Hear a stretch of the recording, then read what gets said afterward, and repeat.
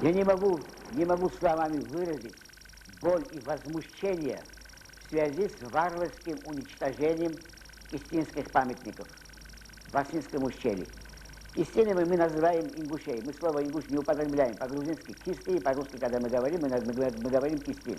Это одно из самых варварских деяний за весь 20 век.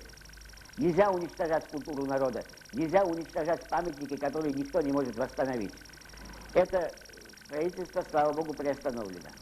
Но мы должны помнить, что такие строительства могут еще случиться. То, что у нас осталось, надо оберегать. Человечество тем и ценно, что оно состоит из разных наций.